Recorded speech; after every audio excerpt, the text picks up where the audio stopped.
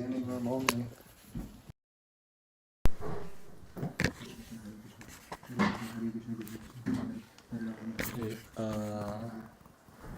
You're also wearing the new cloth?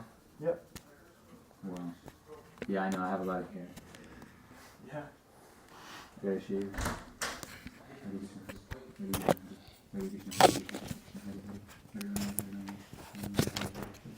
Mr. Prabhu?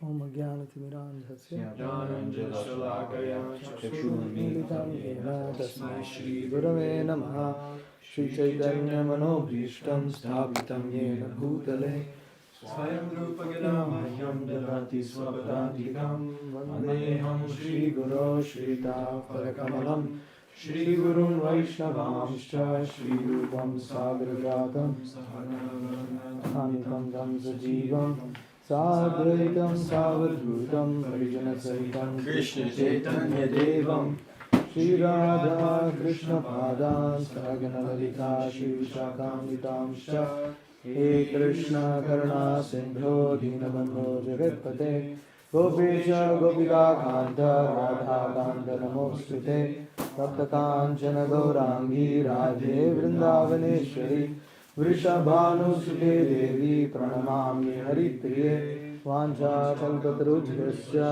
Kripa Sindhubhye Vacha Patitanam Bhavanebhyo Vaishnavebhyo Namo Namaha Jaya Shri Krishna Chaitanya Prabhu Nityananda Shri Advaita Gadadhara Shivasadi Gaur Bhakta Vrinda Hare Krishna Krishna Krishna Hare Hare Hare Rama Rama Rama Hare Hare. So where are we? 'Cause I wasn't there last week. Around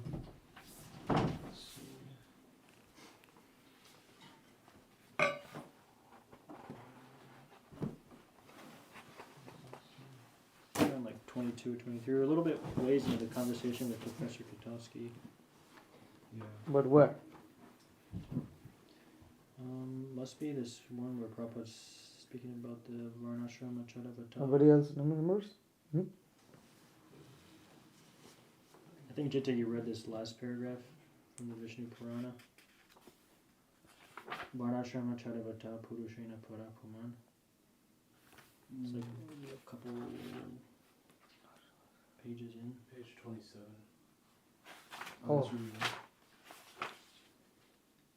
27 of the PDF or No, on PDF? the actual page it says this picture is Kshatriya king. Yeah, I'm saying Oh, it's different. See, that's the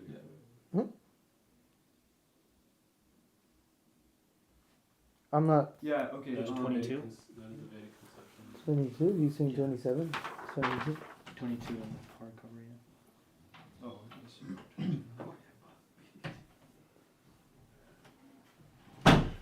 27 in the PDF. What's the paragraph? I think Professor Kotowski, generally it seems to me that this old Varnashram system. I have 43 in the PDF and then 27 on the page. Yeah, that's Yeah. correct. Okay.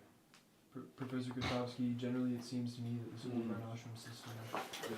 I cannot find it here. It's right here. It's after Prabhupada gives a long. Might be different. Oh, okay, I found it. 25. It's different. It's this one. Okay, so if someone can start reading, please. Generally, Professor Kotowski, generally it seems to me that this old Varnashram system to some extent practiced the nature of division of labor in ancient society. So now division of labor among people in any society is much more complicated and sophisticated. So it would be very, Prabhupada, not complicated. Professor Kotowski, conditionally to group them in 4 classes because, Prabhupada, the confusion confusion has come into existence because in India, in later days, the son of a Brahmana, without having the Brahminical qualification, claimed to be Brahmana, and others, out of superstition or traditional way, they were accepted as Brahmana.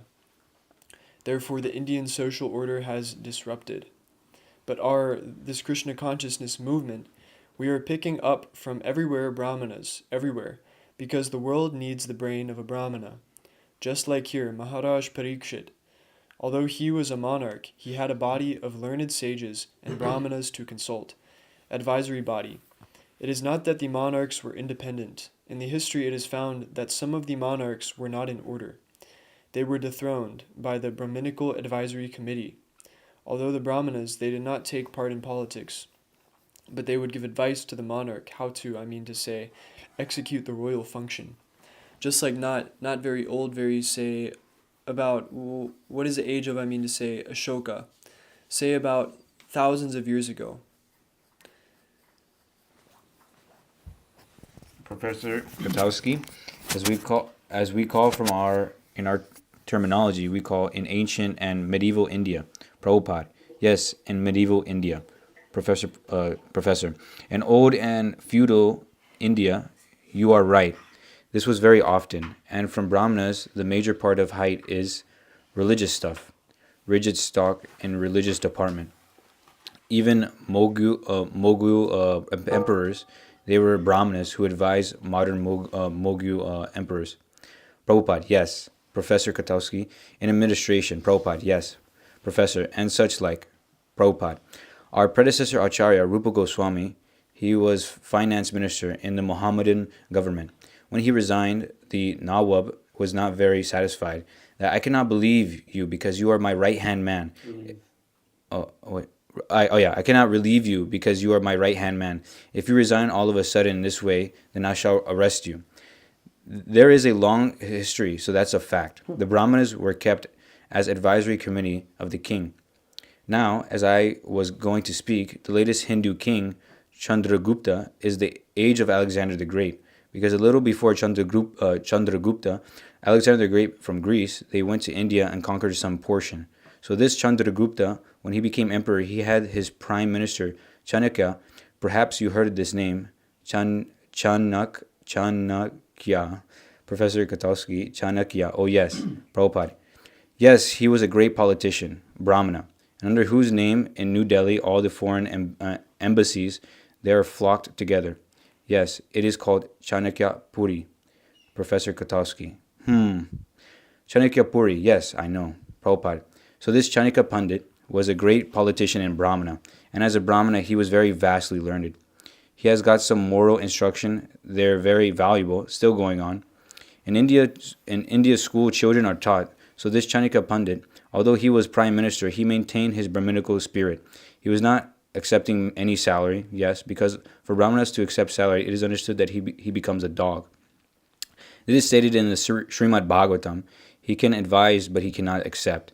So he was living in a cottage, but he was a prime minister. So this Brahminical culture, the Brahminical brain, so is the standard of Vedic civilization. So many things, they're changing, but before this modern age, the whole Hindu society was being governed by Manu Smriti. So, in this point that Professor Katowski is making, that division of labor now among society is more complicated and sophisticated. And Prabhupada is like, no, it's not complicated. To the person who's not educated in understanding how the heritage, the Vedic tradition was practiced, they would think, yeah, this is very simple. What is this? Only 4 classes. You only have these 4 classes. It's very simple. Sounds very simplistic. And when we went to this homesteading conference, there was a conference there by a guy who was talking about durable trades, and he was talking about how modern jobs are actually temporary and will get replaced and they won't last the test of time. And over there he had a pyramid. He drew 2 pyramids. one pyramid was before the industrial age and how the society was structured and what was the labor people, their professions and things like that. And it was very interesting because that triangle pretty much had 4, maybe 5 sections. You had the laborers, farmers, and then you had like administrators, and you had advisors on the top, and it was like that. It was just like a pyramid. And he was making the point how the laborers and the farmers were the largest in society. And as you went higher and higher, it was smaller and smaller and smaller. And then he put modern society, and he just basically flipped the triangle upside down. And he said that the farmers are they're actually becoming, he was making the point about how actually people talk about endangered species, extinct species. He was like, farmers are getting endangered and nobody cares about this. They're the ones who are supposed to be growing food for all the entire pyramid. But a pyramid's stable when it's the right side up, not, upside down. And so he was making that, and the moment I saw that, I was like, wow, that's Varnashram right there. It's how the Varnas are supposed to be classified. And he was making the point that it's very artificial in society that there's very few people growing the thing that everybody has to eat. And there's very few people learning the trades that everybody needs to survive. How many people know how to make their cloth? Nobody knows. But we all wear clothes. So he was making those kind of points. Really valid stuff. Really valid stuff. We all use pots and pans. How many of us know how to make pots and pans? Do you know even one person who knows how to make a pot and pan? No.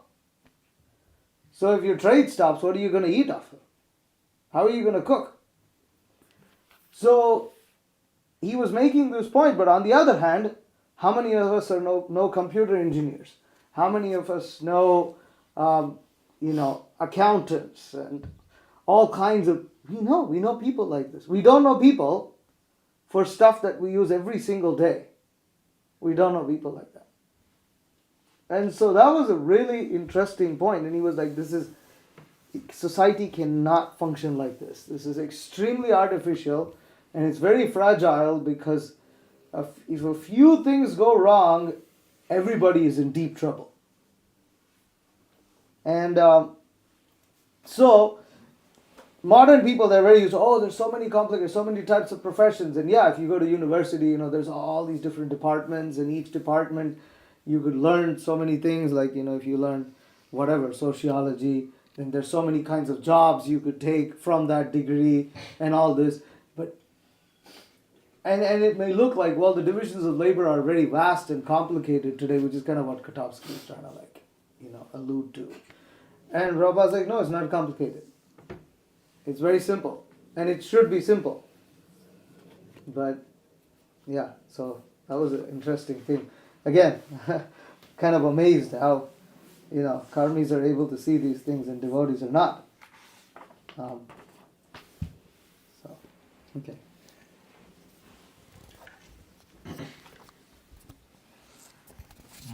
Professor Katowski, in all periods in India, Prabhupada, Manu Smriti, now they are changing so many. Strictly speaking, the modern Hindus, they are not strictly according to the Hindu scripture.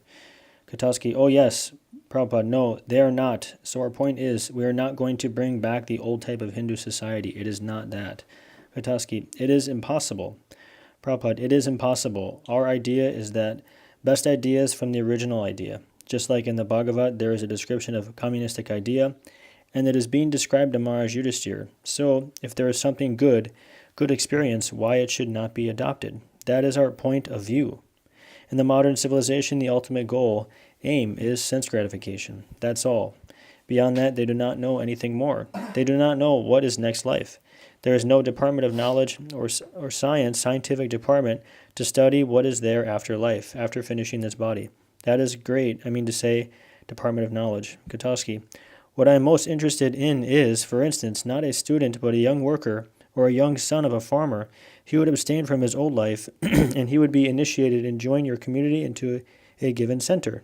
How he would how he would entertain himself. How would he be paid to stay in that center?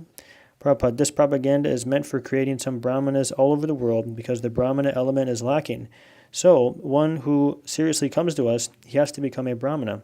So he has to adopt the occupation of a brahmana, and he has to give up the occupation of a kshatriya or a shudra. But if one wants to keep his profession, at the same time wants to understand also, that is allowed. Just like we have many professors, there is Howard Wheeler, professor of Ohio University. He is my disciple. So he is continuing his professorship, but whatever money he's getting, almost he's spending for this Krishna consciousness movement. For grihastas, those who are householders living outside, they are expected to contribute 50% of the income for the society, 25% for the family, and 25% for his personal emergency. After all, in this world, if we live, so far we are concerned, we are sannyasi. But you are a professor. If there is some emergency, you cannot go to beg. But I am a sannyasi. I can tell you that I am in difficulty. That is the system. So we have got 4 orders, just like he is brahmachari and he is grihasta. He has got his wife, children, so he is a grihasta.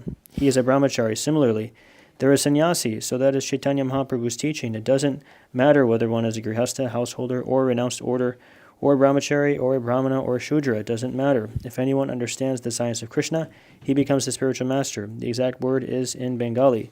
Kiba vipra kiba nasi shudra kena noi ye Krishna tatveta se guru hoy. Whether one is a brahmana, a sannyasi, or a shudra, regardless of what he is, he can become a spiritual master if he knows the science of Krishna. Anyone who understands the science of Krishna, he can become.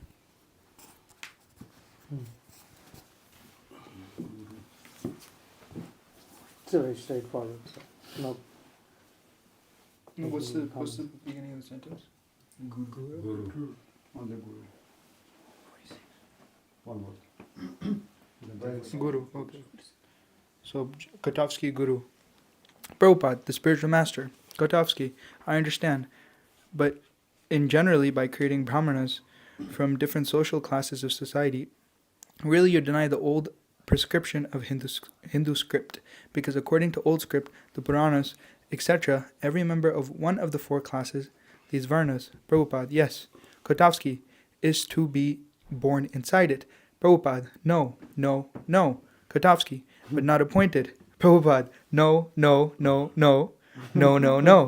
Kotovsky, this is the major. Prabhupada, no, I am sorry. Kotovsky, foundation of all the Varnas. Prabhupada, you are not speaking correctly. With great respect, I beg to submit you are not speaking correctly. In Bhagavad Gita 4.13, it is stated, Chatur Varnyam Maya Shrishtam Guna Karma Vibhagashaha. These 4 orders, Brahmana, Kshatriya, Vaishya, Shudra, is created by me according to quality and work. There is no mention of birth. Kotovsky, yes, I agree with you that this was addition of late Brahmanas who tried to. Prabhupada, no, that has killed the Indian culture, you see? Otherwise, there was no necessity of division of this Pakistan. Not only that, from history, perhaps you know, this whole planet was Bharatvarsha, and it was controlled by one flag of Maharaj Parikshit. Gradually, they separated. This is the history, and lately, they have separated Pakistan. So Bharatvarsh is now crippled into a small piece of land. Otherwise, according to our scripture, Vedic scripture, this whole planet is called Bharatavarsha. Kotovsky, have you come across some hostile attitude to your teaching from Orthodox Hindu, from Orthodox Brahmanas in India itself, Prabhupada? But rather we have subdued them. Kotovsky, yes, Prabhupada, any Orthodox Hindu may come, but we have got our weapons, Vedic evidences, so nobody has come.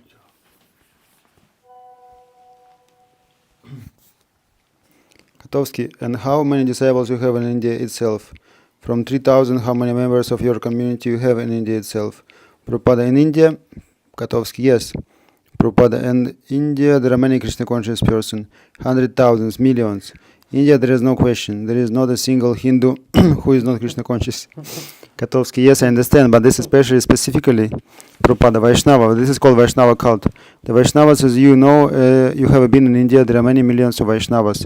Kotovsky, oh yes. Prabhupada, many millions of Vaishnavas, and just like this gentleman, he is a commander of the Air India Airlines. So he is not my disciple, but he is a Vaishnava, Krishna conscious. Similarly, in India, millions and trillions there are Krishna conscious persons, and particularly there is not a single. Even there are Mohammedans who are Krishna conscious. In Allahabad University, there is a Mohammedan professor. He is a great devotee of Lord Krishna. So this is natural. It is said in the Chaitanya Charitamrita that Krishna conscious is everywhere, in everyone's heart. It has to be awakened only by this process. That's all. It is there in your heart also. It is not that it is foreign to you. It is not that. In everyone's heart there is a Krishna conscious. This is process we have to awaken that. Shravanadi Sudha Chitte Karaye Udaya. From Madhya Lila 22:107. Pure love for Krishna is eternally established in the hearts of living entities. It is not something to be gained from another source. Then the heart is purified by hearing and chanting. The living entity naturally awakens. Udaya. You know this word Udaya, just like sun rises. It is not that sun all of a sudden comes from somewhere. It is there, but it rises in the morning. Similarly, the Krishna consciousness is everywhere, but some way or other it is now covered. By this process, it is awakened and aroused by cessation. The other day in Bombay, I think I was speaking to some respectable gentleman that Krishna says, Mamhi Partka Vyapashitya Yepesyu Papayonayaha Striya Vaishya Satha Shudrasti Piyanti Param Gatim. Should I finish? Krishna says, even those who are now born Papa Yoni, the Striya, Vaishya and Shudra, they are also included. By accepting me, accepting my shelter, they are also elevated to the transcendental position. Now, why the higher class of Hindu society, they neglected this injunction of Bhagavad Gita. Suppose one is Papa Yoni. Krishna says that they can be elevated to transcendental position if they accept me.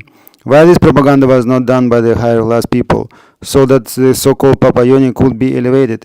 Why you rejected them?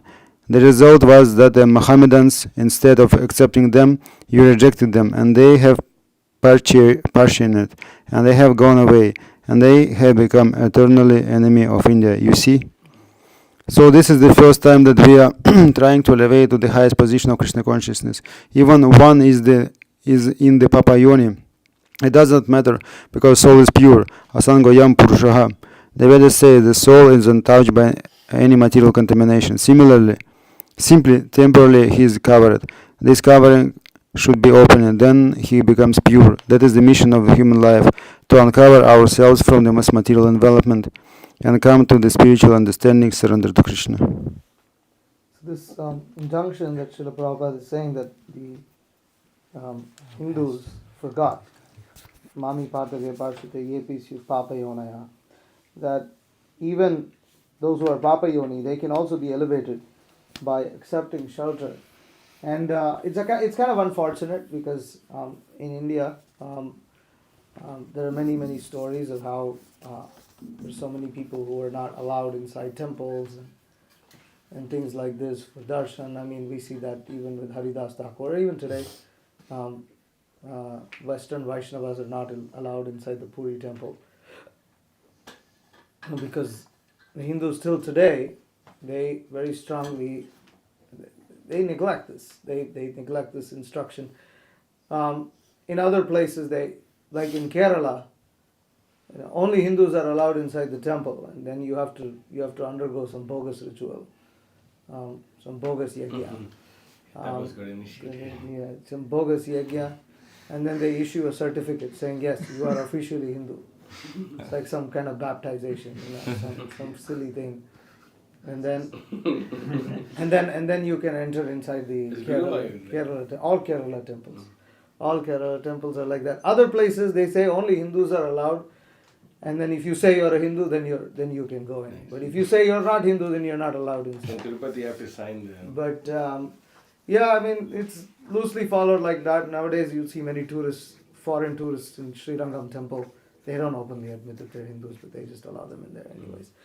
My understanding, they're like restricted somewhat. That's what I was told. I mean, I know that tourists aren't allowed inside the main sanctum sanctorium to have darshan of the Lord. Only Hindus are allowed. Yeah. But previously you couldn't even enter. Okay. And in Kerala temples you can't even enter. Okay. You just can't. Even Puri temple you cannot enter. You just stop right at the outside. And then there's some Patita Pavan Jagannath who's there. Some image of Lord Jagannath on the wall that you can have darshan of, and that's it. From the gate, from the front entrance, and that's all. And it's a very bodily concept of life, and it's bogus. Because of that bodily concept, we had also sneaked in some devotees into the into Sakshi Gopal. Sakshi Gopal, they almost caught us. Huh? They call Avi. And yeah, so anyways, but the thing is that because of the bodily concept of life, they still don't accept these things, and it's interesting that even amongst devotee society, like today, this morning, Mataji was asking a question in Mitravan Prabhu's class. Apichet suduracharo bhajate mamanani bhav. But those are leaders, they can't become, at least she learned that at the Bhakti Shastra course, is that if there are leaders and they commit abominable activities, they shouldn't be allowed to lead kirtans. They shouldn't give class. Leading kirtan has nothing to do with being in leadership position. Anybody can lead a kirtan, but they're not supposed to lead kirtan. Outrageous, completely outrageous. Okay, now you don't have to make him GBC, but you can't lead the guy lead kirtan. It's completely outrageous. So, and that's what happens because people don't like Krishna's statements, and when the conditioned soul is influenced by material desires, he start to neglect Krishna's instructions. And then we hear from Prabhupada stating this, we can understand what's happened by the Hindu society neglecting one instruction of Krishna in Bhagavad Gita. That Mami Partha Vipashite APC Papayonaya. This has led to the Asura Varnashrama system, which has then led to the complete breakdown of the Varnashram system and been replaced by modern speculation. That's it. And that's what will happen. If we neglect Krishna's instructions, whatever shape or form, you'll end up with a system that's nothing but speculation. Because you're not willing to implement Krishna's instructions. And sometimes implementing Krishna's instructions isn't that easy. And you think, Epishu papayonaya striyo vaishastata tepi anti param gatim. And if you think that how much Srila Prabhupada had to struggle to make devotees, and how he had to struggle to bring them up to a higher platform, how he had as an acharya, without watering down the principles, how he established systems for them to elevate themselves, it's not an easy task. It's a lot easier to just ignore this. So in the same way, it's easier if we just ignore this apichet sudurachara verse, for instance. It's easier. You just act like they don't exist. Or just like that's what these people are doing, right? The Hindus, they act like these people don't exist. It doesn't matter. It doesn't matter that you're human beings. It doesn't matter anything. You're not qualified to worship the Supreme Lord. So that's unfortunate. And as devotees, we should also recognize this and be careful, because Daiva Varnashram cannot be established if we cannot implement instructions of Krishna.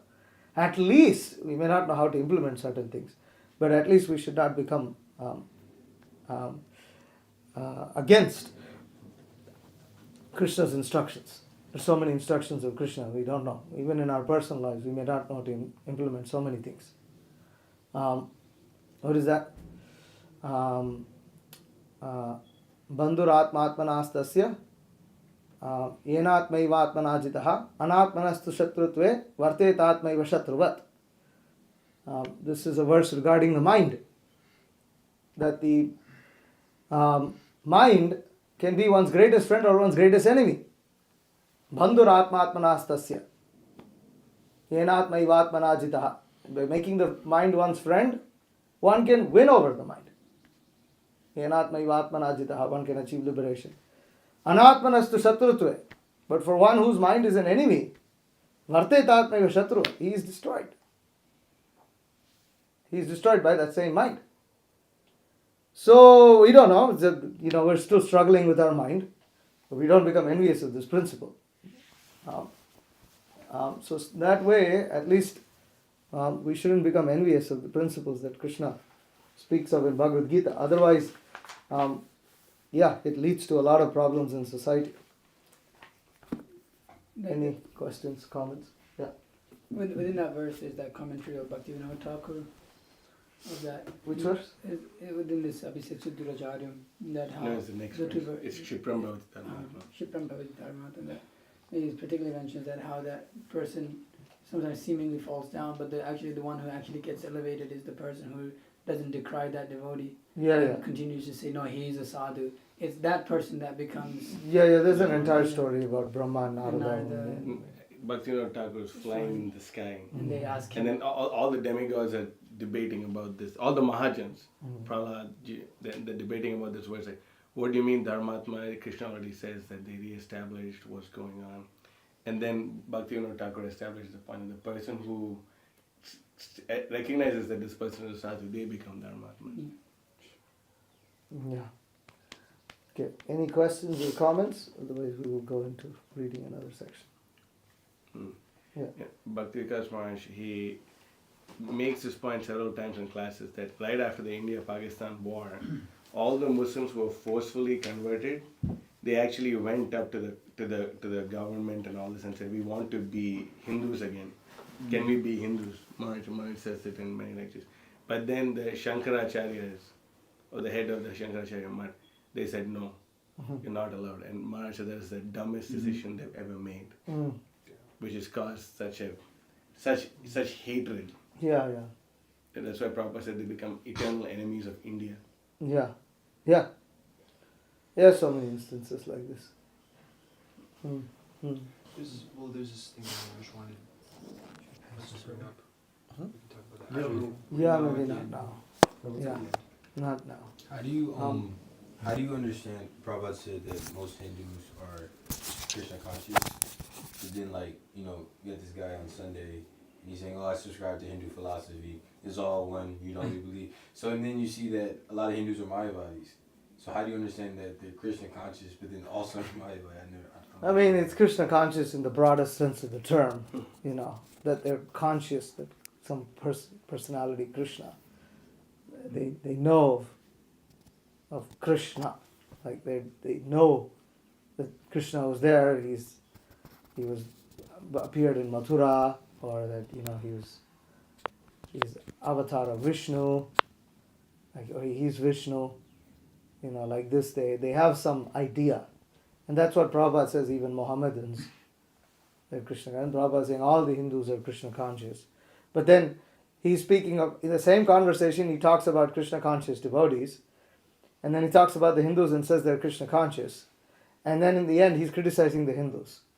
So from this you can understand that there's different categories of Krishna conscious people. He's not, like when he's glorifying Krishna conscious devotees, he's referring to generally sincere followers, pure followers. Then he's saying in a broader sense, like Prabhupada also said, like Gujaratis are natural devotees of Krishna. And this is where Prabhupada says there's not a single person in India who's not Krishna conscious. That's a pretty amazing statement. Because you can't. It's difficult even today to be born in India and not know who Krishna is. You couldn't be that ignorant. And you may be the biggest atheist, but the street names are named after Krishna. The store is named, or the fruit. The person who's selling fruit to you, or your car driver is named Krishna. You yourself could be named Krishna. You yourself are named like this, and so it's like you can't avoid it. I mean, a living entity who was born. The dogs have heard Krishna's name, holy name, so many more times than people in the West. It's the reality of life in India. Even like the graffiti in Mathura, they have like Mathura is a whole Leelas of Krishna on the Yeah, but Mathura has a lot of Muslims also. Lots and lots of Muslims in Mathura. So yeah. Okay, anything else? There seems to be this thing even in the previous, in the Madhva Sampradaya, you know the story of Kanakadas? He was a Shudra, born in the Shudra, Yeah. but he was a great devotee It's of said the to be an Lord. incarnation of Incarnation of Narada Muni. according to the Madhvas. And he wrote so many beautiful poems glorifying the Supreme Lord. But then because of their so-called Low caste. low caste and rules, in the Udupi temple he was not allowed to enter because he was a Shudra. So then what he did is he went to the back of the temple and there's 9 windows like showing 9 different Navavidha Bhaktis. And he went and he started glorifying the Supreme Lord. And the next morning He started singing songs. he started singing his songs. The next morning when the pujaris came, they found that Udupi Krishna had turned in the other way, and he was facing that side to hear his devotees sing. So looking at that, they made an exception, and then they started allowing people in from lower caste to also come. But now again they stopped it. And Gokul Chandra Prabhu says when he asked the pujaris why, he said just for safety, because our acharyas, they could see the swarupa of people and see if they're qualified or not. But we are not qualified, and they again stuck back to their own Tattvavan. Yeah. Okay. All right. Continuing to read from this book, Timeless Stories of Gomata. Okay. We are on chapter number 2. Surabhi attains residence in Goloka. Once, long ago, a fierce battle took place between the demigods and demons. The demigods won the battle. To celebrate the victory, all of the demigods proceeded toward Lord Brahma's residence called Satyaloka. There was pompous celebration with music, dance, throwing of flowers, and sumptuous feast. The whole atmosphere was vibrant and joyful. At that time, Indra wanted to clarify a doubt from Lord Brahma.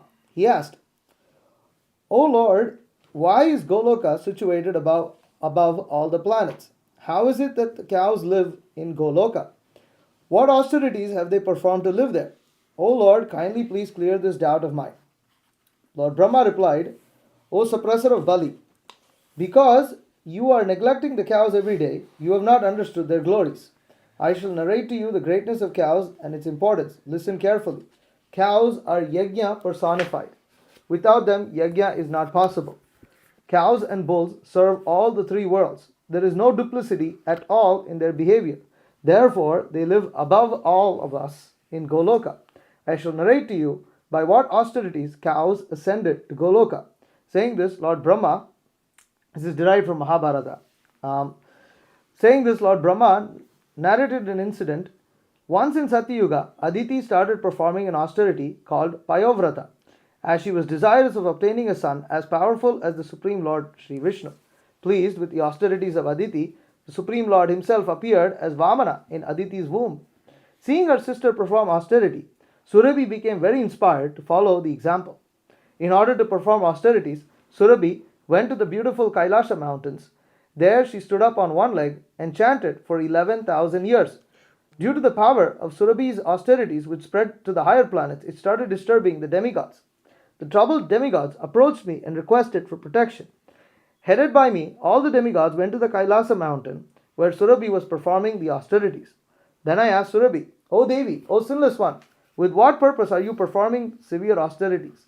O auspicious one, I am pleased with your austerities. Ask me what boon you want. I shall give you what you want." At this, Surabhi replied, "O great Lord, you have already given the boon. If you are pleased, that itself is a boon for me." I became much more pleased with the attitude of Surabhi, who was performing austerities without any expectation of results. Then I said, "O Devi, you have given up lust and greed, and you are performing great austerities without expecting any results. By my mercy, you will obtain a place in Goloka, which is above all other planets. Hence, you shall live eternally in the form of a cow. In the planet where humans live, Earth, you will also live to benefit all living entities. Whenever you desire for food or anything, they will come to you easily." Thus, I blessed Surabhi, and then Surabhi's family spread all over the 3 worlds. Therefore, O Indra, from henceforward you should not disrespect the cows. Receiving this instruction from Lord Brahma, Indra started to serve the cows and gave them all respect. Thus it is to be understood that Surabhi obtained the highest of all planets, that is Goloka. Few acharyas comment that there is a Prakrita Goloka also. It is beyond the scope of this book to deal with the subject matter of Prakrita Goloka and Aprakrita Goloka. However, a small note in this regard is given in Appendix 3, derived from Mahabharata Anushasana Parva 83. A few simple things here. You will always see in many Vedic texts, you will find that when people want boons, when they want something granted, they perform austerities.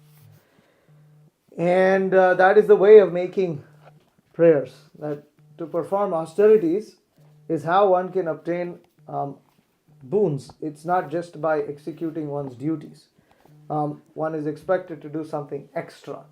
So that's an important point to understand, especially when we are seeking something. Now, as it is stated here by Surabhi's own example, that great personalities, including the Supreme Personality of Godhead, become very pleased when austerities are performed without any result, or that there is a result here. If you are pleased, that itself is a boon for me. So when one performs austerities with the desire to please the object of worship, that is the greatest austerity. And through that, you can see here that Surabhi was, by the mercy of Lord Brahma, who is a great devotee himself, obtained the shelter of Krishna himself in his own planet. So, from this we can also understand the power of performing austerities with the desire to simply please our spiritual master and please Krishna, please the Vaishnava. Is so powerful. So these are why these stories are very instructive, because we can see how that desire to please should be forefront. Okay. It seems like for the conditioned soul, the austerities and the duties are like the same. Like simple duties are austerities in some way, like chanting your rounds. It seems like something naturally you should do as a duty, but it's austere. Yeah, actually, technically, chanting your rounds is not part of duty. When we use the word duty in the general Vedic parlance, it refers to duties within Varnashrama. So within Varnashrama there are duties to perform. For instance, chanting of the rounds is common for whichever ashram one may be in, whichever varna one may be in. And that is a spiritual duty. It's not a material duty. When you're talking about duties, we're referring to bodily maintenance, activities, occupational duties, as it's more specifically narrowed down. And then you have, within Varnashram, you have spiritual duties, which is the ashramas, which is brahmachari, grihastha, vanaprastha, sannyas. But actually, even above those duties is the transcendental duties, which are the activities that one executes directly in Krishna consciousness. And these are actually above even the ashramas. They're above all. Therefore, Chaitanya Mahaprabhu says, what is that? No, not that. But Naham Vipro Nacharana Rapati, Napi Vaishyo Nashudro, Naham Varni, Yatirva, and then it comes Kintu Prodhayan Nikhila Paramananda Purnamrita Dhair Gopi Bhartu Padakamalayor Dasa Dasanu Dasaha. That's how that verse actually comes. It's stated by Prakashananda Saraswati, as far as my knowledge goes. Maybe somebody could pull this up. And Lord Chaitanya quoted that. Yeah, but I think Prakashananda Saraswati says that Lord Chaitanya quoted it, I think. I'm not sure if, I don't know if this is a direct verse found in the verses of Chaitanya Charitamrita or it's quoted in the purports. But my knowledge is that I think Prakashananda Saraswati quotes this in his, what is that, Chaitanya Chandramrita? Chaitanya Chandramrita or something like this. So the point is, Chaitanya Mahaprabhu specifically says, Naham Nachanara Patir Napi Vaishyo na Shudra. He says all the Varnas. Huh? What is it? Can I read it? Okay, it is in the Chaitanya Charitamrita, the verses itself. Sure. Okay. Naham Vipro Nachanana Patir. Yeah, but it is from Padyavali, from Rupa Goswami. Okay, that's the point. But Lord Chaitanya quotes it. Padyavali is just a collection of verses which are very famous all over the Vedic scripture. But does Lord Chaitanya himself quote this? I mean, he said it, of course. Yeah. That's known that he said it. But anyways, I'm trying to... Did he come up with it is what you're asking? Yeah, of course he said it. So, but the point is, I thought it was sourced by Prakashananda. But it's sourced by Rupa Goswami. You mean Prabodhananda? Prabodhananda. Of course. I figured that from Sorry. it's slip of my tongue. Naham Vipro Nachanara Patir Napi Vaishyo na Shudro Naham Varni Nachagraha Patir No Vanasto Yatirva Kintu Prodhyan Nikila Paramananda Purnamritabdher Gopi Bhartuf Padakamalayor Dasa Dasanu Dasaha. I am not a Brahmana, I am not a Kshatriya, I am not a Vaishya nor a Shudra. Nor am I a brahmachari, a householder, a vanaprastha or a sannyasi. I identify myself only as a servant of the servant of the servant of the lotus feet of Lord Sri Krishna, the maintainer of the gopis. He is like an ocean of nectar and he is the cause of universal transcendental bliss. He is always existing with brilliance. So that's where our spiritual duties, such as chanting our rounds, reading Srimad Bhagavatam, what is that? Daily Bhagavatam. Nityam Bhagavata Sevaya. All this falls in that category. The Navavida Bhakti also falls all in that category. The different instructions of Rupa Goswami, all the rules and it all falls in that it's all directly pure devotional service, which is actually completely transcendental to Varna and Ashrama. What I'm specifically referring to is that if a brahmachari is celibate, celibacy is an austerity. That is duty. He is in that ashram, that is duty. If he is if someone is a brahmana, patan, yajan, this is part of his duty. As similarly for the other varnas, you have Krishi, Gorakshavani, Jim, Vaishya Karma, Subhavajam, so they're performing farming, trade, and cow protection.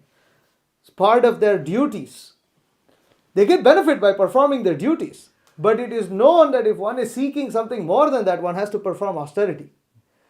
And we are trying to seek the highest goal, which is to take shelter of the lotus feet of Krishna. And for that, one has to perform austerity without expectation of result, only for the sake of pleasing the Lord. That is called pure devotional service. What is that? What's the translation? Atmendriya priti vansatare bhale kam, Krishnendriya priti icha dhare premanam. So priti icha, to please the senses of Krishna, that's it. That is the goal, just to please him, finished. That's different to the bodily maintenance. See, that's the point, because most people don't undertake that. They just think, just maintaining myself is an austerity in itself. Wow. Just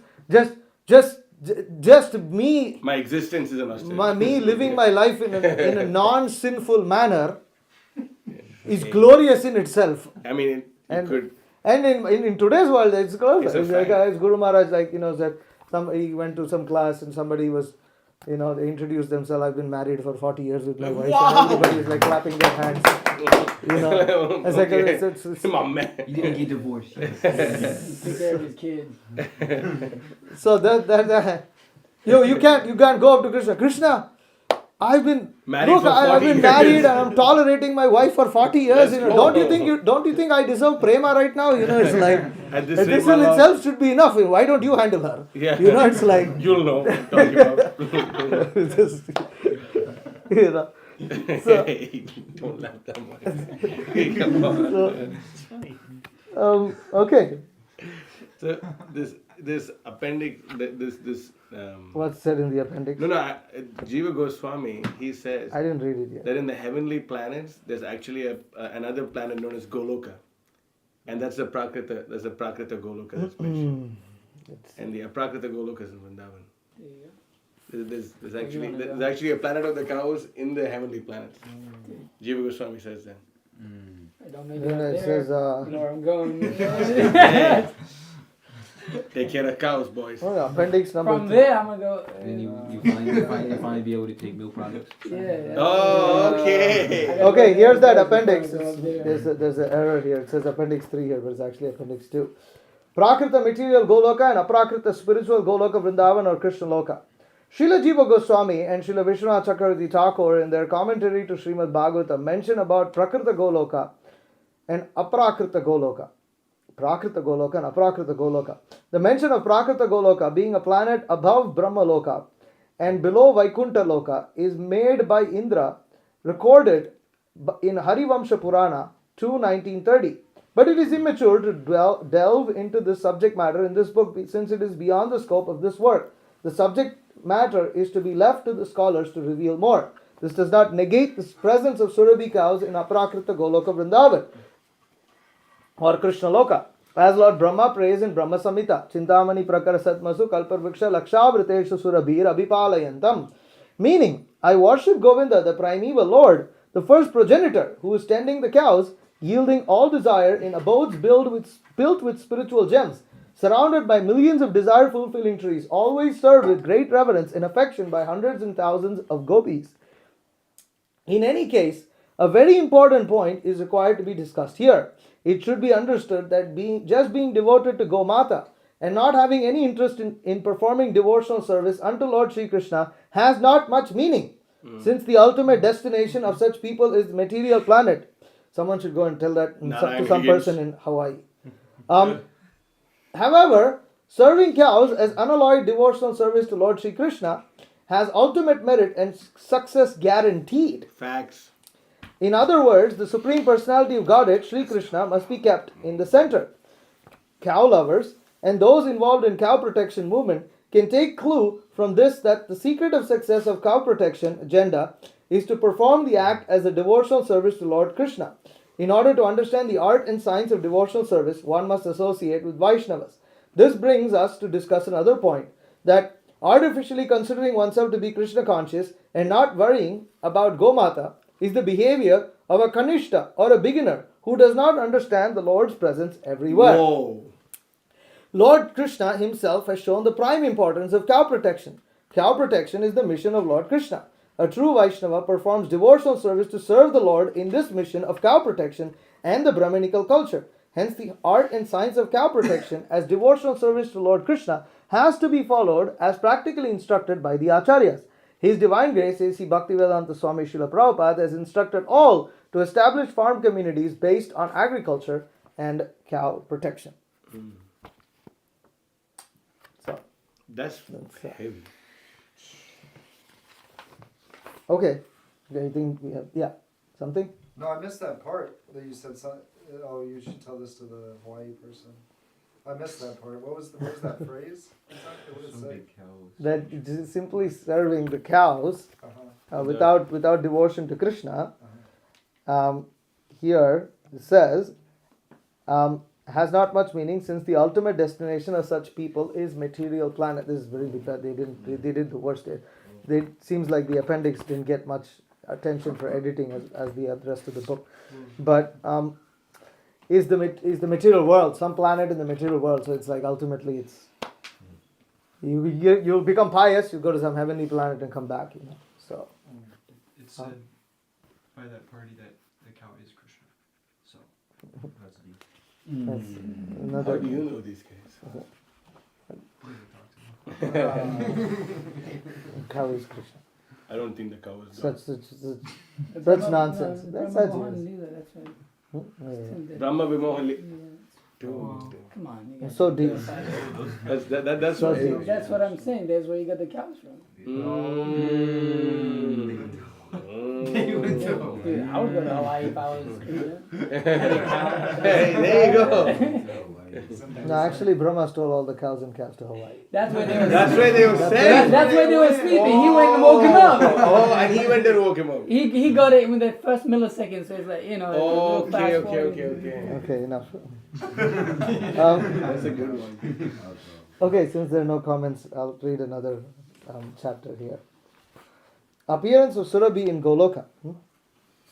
Just on that Brahma Samhita verse you quoted, I heard one conversation with Srila Prabhupada where he said the karmis are doggy palayantam. Wow! That's a good one. Okay, all right. Appearance of Surabhi in Goloka. This is derived from Devi Bhagavatam. Oh, wow. Once, in reply to a question of Narada about Surabhi, Lord Narayana said that the original mother of all cows is Surabhi, who lives in Goloka. She is the source of the cows. It was Surabhi who first appeared in Vrindavan of planet Earth from Goloka. A following incident once happened in Goloka. Once, Radha and Krishna, in the company of many gopis, went to the forest of Vrindavan. They sat down in a solitary place. Krishna, on the pretext of fatigue, developed a desire to drink milk. We can experience that by drinking milk, one can gain instant energy and enthusiasm. In Ayurveda, the property of milk is described as sadhya shaktikaram payaha. Lord Krishna, out of his own sweet will, he manifested the Surabhi cow from his left side.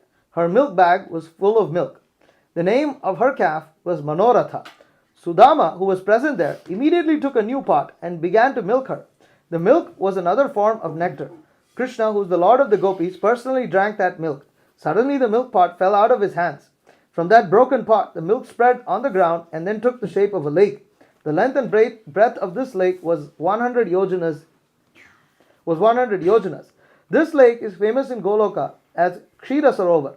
It became the principal spot for Sri Radha and the other gopis to enjoy their pastimes. All four sides of this lake were plastered with various jewels. By the will of Krishna, innumerable Kamadhenus appeared there. The same number of gopis also appeared from the pores of these cows. These cows had the entire universe. At that time, Lord Krishna personally worshipped the Surabhi cow. On the next day of Deepavali, the worship of Surabhi took place by the order of Krishna. Therefore, actually, the day after Govardhan Puja is also called day after Deepavali is on Govardhan Puja, you also have Go Puja. So, where you have cows, they have Go Puja. They'll do arati for the cows and circumambulate and all that. The Lord said, "O fortunate souls, one should worship and meditate upon the Surabhi cow." There's a photo of your Guru Maharaj doing puja to the cow. I think, was it on that day? Just thinking about that. So it must have been that day. The 6-syllable mantra for worshipping Surabhi is Om Shri Surabhyai Namaha. I also worship Goddess Surabhi, who is the form of Lakshmi, the companion of Radha, the predominating deity of the cows, and the most purifying object. One should worship Surabhi by thinking her to be present within a pitcher, the head of a cow, in the post used for tying a cow, in the Shalagram Shila, in water and in fire. The cow should particularly be worshipped on this next day of Deepavali. One who worships the cow, he becomes worshipable in this world.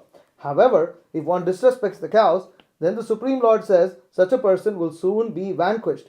Yada deveshu vedeshu goshu vipreshu sadhushu dharme maicha vidveshaha Sava ashu vinashyati. When one is envious of the demigods who represent the Supreme Personality of Godhead, of the Vedas which give all knowledge, of the cows, Brahmanas, Vaishnavas and religious principles, and ultimately of me, the Supreme Personality of Godhead, he and his civilization will be vanquished without delay. Srimad Bhagavatam 7.4.27. There is another mantra mentioned in the Agni Purana, 292.20. Namo Gobhya Srimatibhya Saurabheyibhyat yevacha Namo Brahma Sutabhyascha Pavitrabhyo Namo Namaha. My respectful obeisances to Mother Cow, who is the expansion of Goddess of Fortune and the progeny of Surabhi. She is the daughter of Lord Brahma and the most purifying. My obeisances to Mother Cow again and again. So, anything else? I can stop here. Yes? I was wondering about that Devi Bhagavatam. Yeah. I thought I heard in one lecture from Maharaj when he was talking about that other Nityananda. It's a speculated book, yeah. Is it like real? No, Okay, it's speculated. oh. But anyways, The Devi Bhagavatam is speculated. it's a collection mix of stories from all kinds of places. Oh. And it. The stories are like. I know, but they claim it to be written by Vyasadeva, which is nonsense. Oh. and like that. But the stories are real, Hmm? and it's just the compilation. It's there. I just read it in the book, and Oh. But the point is, at least that particular excerpt, it's in line with our philosophy, so we don't have to really trip out about it. Oh, I mean, but yes, Devi Bhagavatam in general is a bogus book. So, okay, all right. Hare Krishna. Srimad Bhagavatam. Srimad Devi Bhagavatam.